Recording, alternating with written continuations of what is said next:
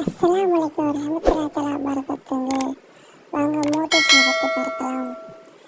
தீக்குச்சி தீப்பெட்டியிடம் கேட்டதாம், நீயும் நானும் ஒவ்வொரு முறையும் உரசும்போது நானே பற்றி எரிகிறேன், நீ எரிவதில்லை ஏன்ற ஆச்சரியத்தோட கேட்டதாம்.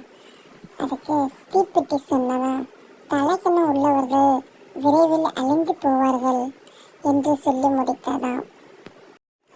துணியாதவரை வாழ்க்கை பயங்காட்டும், துணிந்து பார் வாழ்க்கை வழிகாட்டும், தடைகளை தகித்தெறிந்து உன்னால் முடியும் என நம்பு, பயத்தை உதறி நம்பிக்கை விதை விதை, வெற்றி உனக்காக காத்திருக்கும்.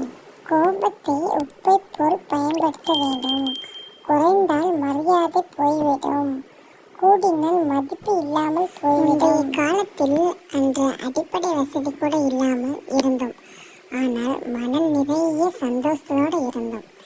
இன்று எல்லாம் வசதி இருந்தாலும் ஏதோ மனக்கவலையோடு தான் ஒவ்வொரு நாளும் நகர்கிறது. மனிதனுடைய தாய் இல்லாத இடத்தை வேறு யாராலும் நிரப்ப முடியாது.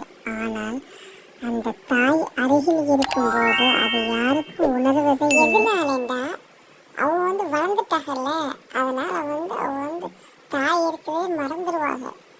தாய் எப்படி வளர்த்தாங்க, தந்தை எவ்வளோ கஷ்டப்பட்டாங்க, தாயும் தந்தையும் எந்தெந்த இடத்துல அடிபட்டாங்க, அவங்க எந்த இடத்துல அடிபட்டு நம் பிள்ளைகள் அடிபடக்கூடாதுன்னு தூக்கி வளர்த்தாங்க, அதெல்லாம் உணர்ந்தா இந்த காலத்தில் தாய் தந்தைக்கு அள்ளி கொடுக்காட்டாலும் பரவாயில்லை, கிள்ளி கொடுக்கறத தடுக்காம இருந்தாலே போதும்.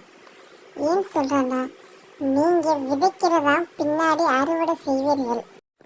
என்ன அறுவடைன்னு உங்களுக்கு தெரியுமா? சொல்லவா?